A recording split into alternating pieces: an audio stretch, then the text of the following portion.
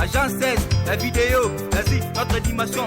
Les Congolais, voici votre agence. Avec ingénieur Tonton Mwinga 16 mm. Papa, na Kevin, Agence 16, j'étais à Mila, Bazako, Katesa, Kokola, toujours imité mais jamais égal. 16 mm. 16 mm. 16 mm.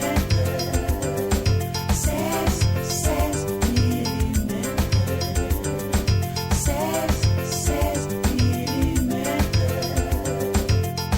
Réalisation, clip vidéo, théâtre et cinéma, publicité, documentaire, magazine, reportage mariage, reportage d'aide et émission. 16 mm. 16 mm.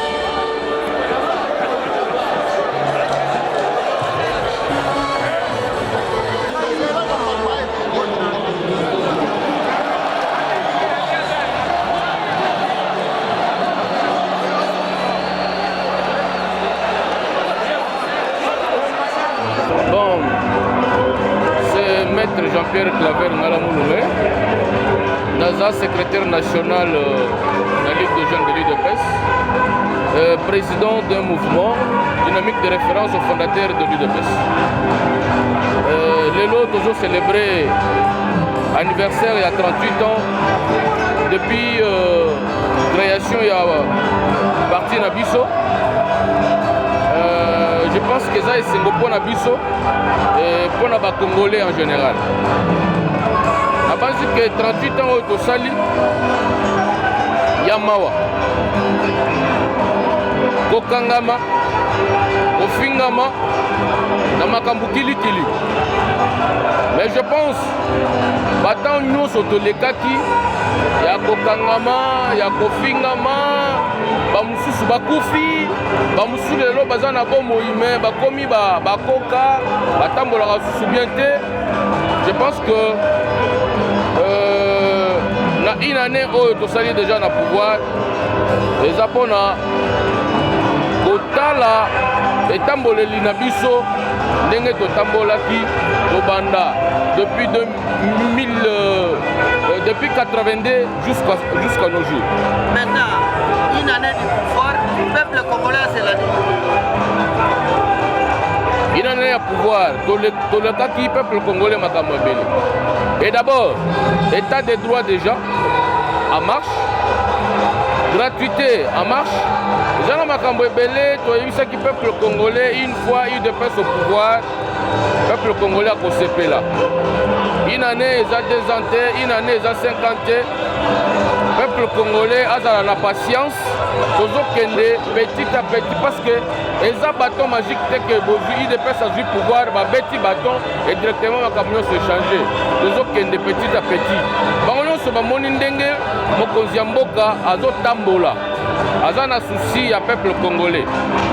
Peuple congolais a se retrouver et petit à petit tozokende tina ndenge tokoma na kosilisa posa ya peuple congolais. Bon, tika leo nami présenter comme on engage Jean-Jacques Elakano, naza président fédéral ya UDPS Sud Kivu Rural Uvira, naza pe conseiller ya mokonzi ya mboka. Lelo toye po na anniversaire ya UDPS. Biso tobandango kala.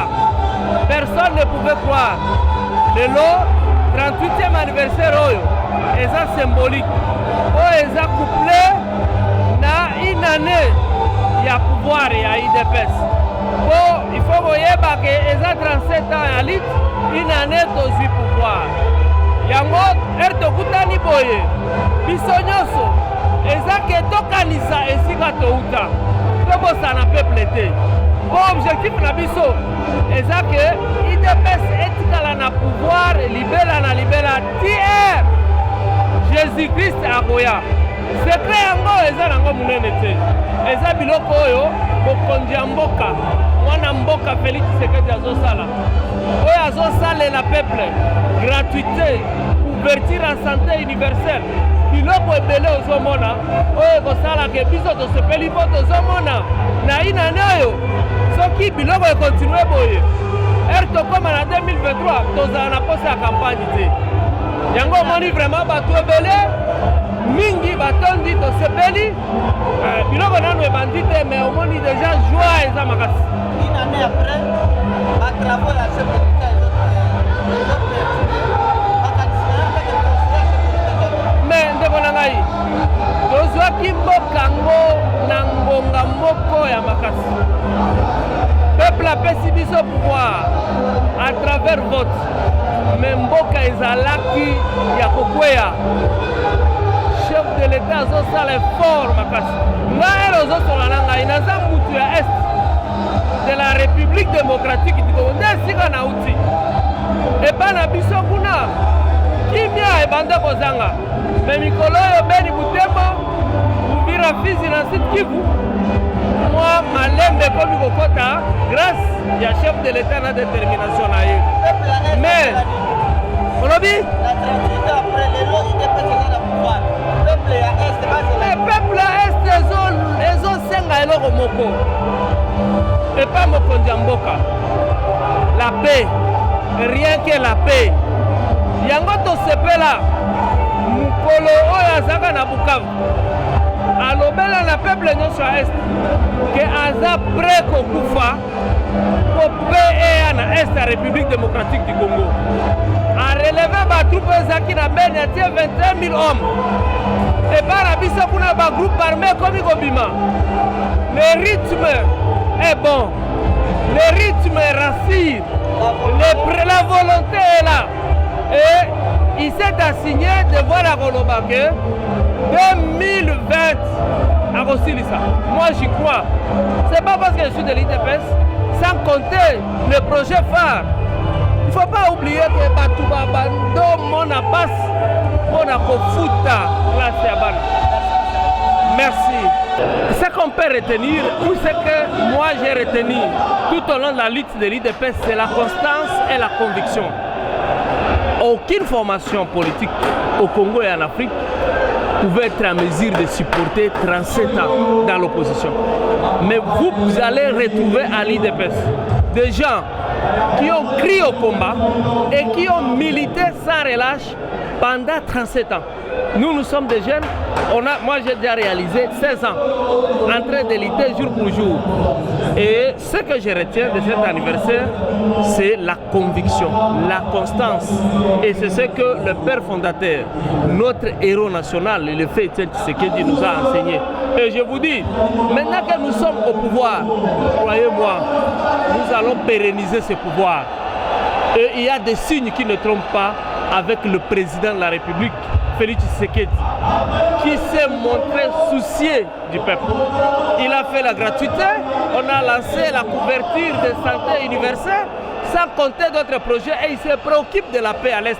Parce que je suis ressortissant de l'Est et je suis fédéral à l'Est. Naoyebisa Nabana Kisasa que le ezali 38e anniversaire ya biso ba IDPS 38 ans depuis création ya parti na biso kino lelo ndenge balobaka 38 ans ça s'est fait yango nde tosili kobongisa milulu oyo mpona kosepela elongo na baebanso oyo barésister na lutte ya IDPS pendant 37 ans pour que toyebana kokabola esengo eza mokolo vraiment ya esengo ndenge boyebi baparti ebele ebotamaka elimwaka kasi biso torésister malgré dictature malgré bareprésailles malgré nyonso tosubi bandeko na biso mosusu bakufa likolo ya lutte oyo tozalaki nango na IDPS misusu bakangama misusu kino lelo banzoto na bango emonana te kasi biso baeto wana bomoi tosengeli tosepela na mokolo ya lelo en même temps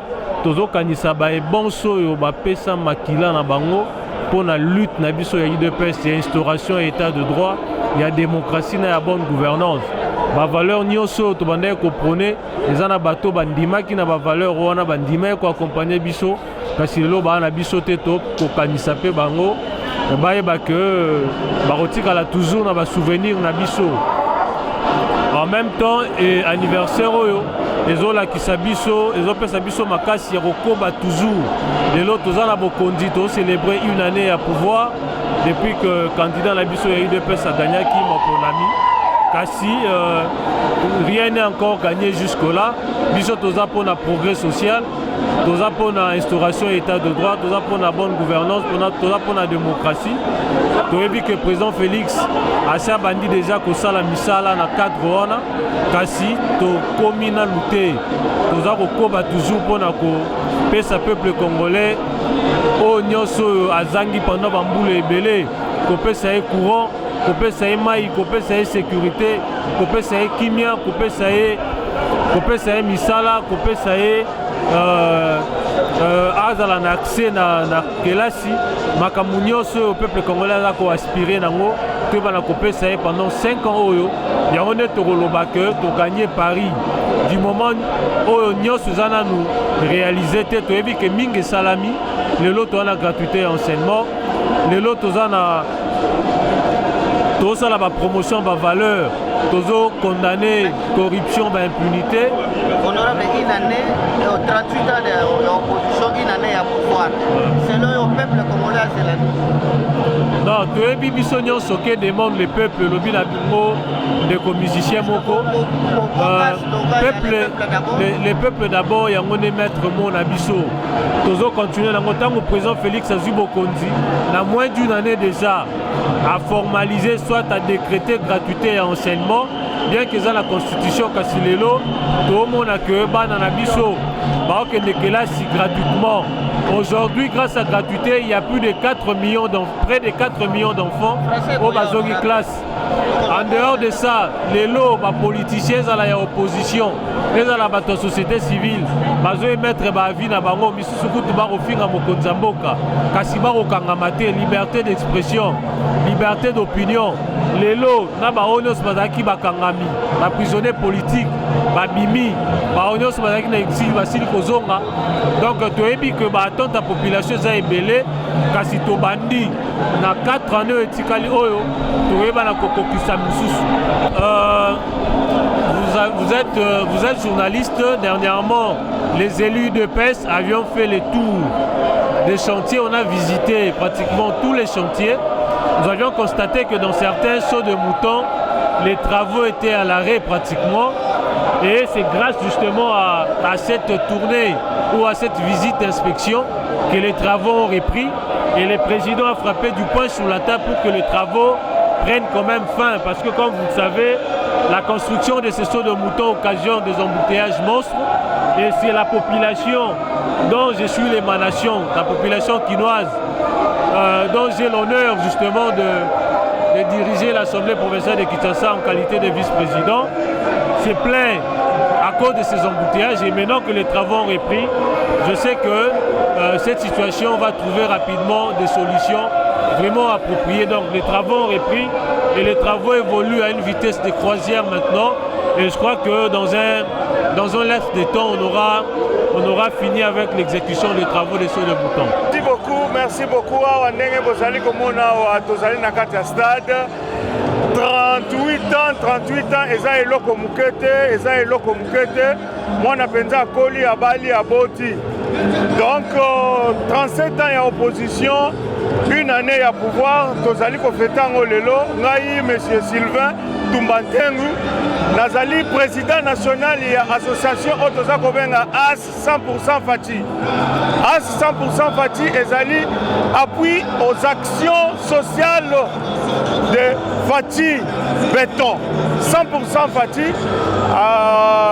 Association Nabiso ezali penza ko soutenir totalement l'action nyonso ya chef à caractère social. Donc OYOP ezali ko lobama lelo ezali na cadre pe kaka ya ko soutenir yango biso toye toza na cadre ya lisanga ya munene o bazali ko benga FPAU, force politique alliée de l'UDPS.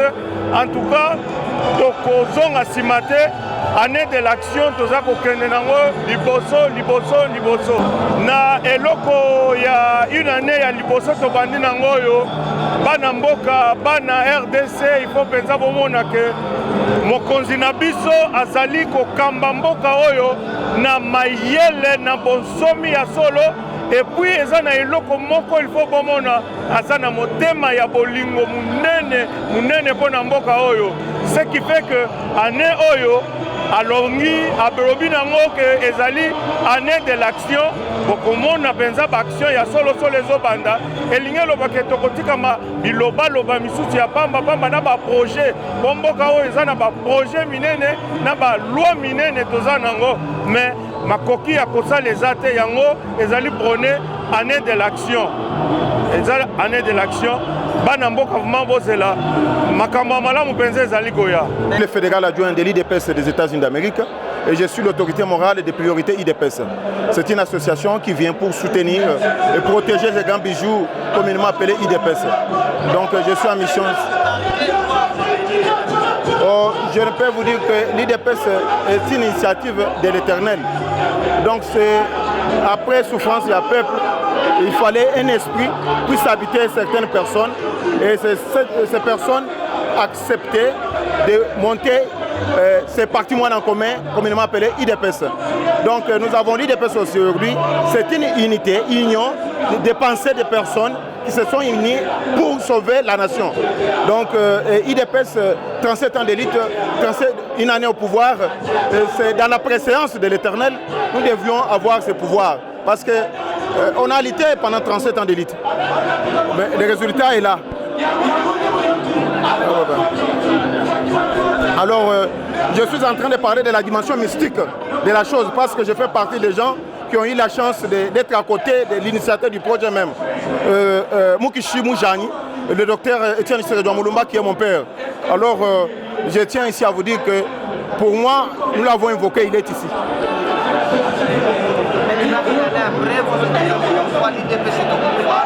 Oui, une année après, je suis en train de vous dire que nous avons accepté de cohabiter avec les autres. Nous avons montré comment on est fort. Together we are stronger. Ensemble, on est fort. Nous sommes en train de continuer à montrer notre bonne foi parce que nous aimons la paix pour ce pays. Ce que je peux ajouter, c'est que mon association, Priorité IDPS, je lance toujours l'appel à tous les enfants de l'IDPS qui sont égarés, ceux qui sont partis ailleurs, de rentrer pour que Together we are stronger. Ensemble, nous deviendrons une seule force.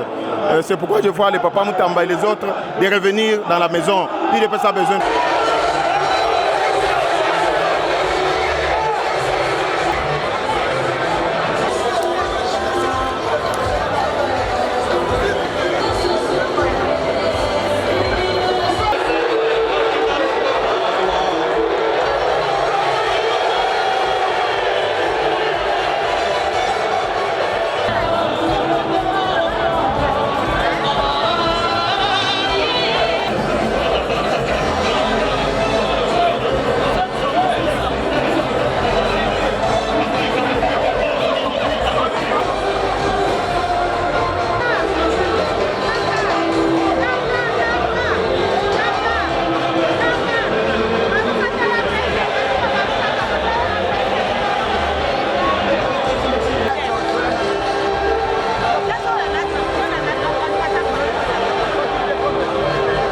nyonso bobetela maboko makasi mpasi azali ayoka fatigue to tout le monde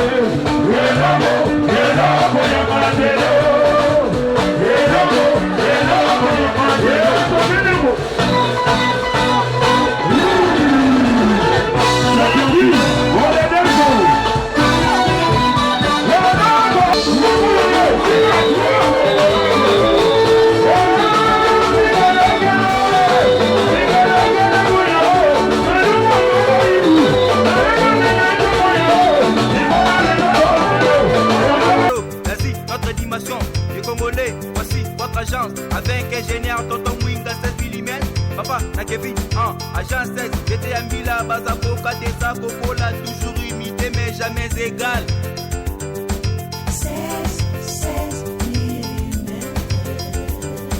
16 mm 16 mm 16 mm.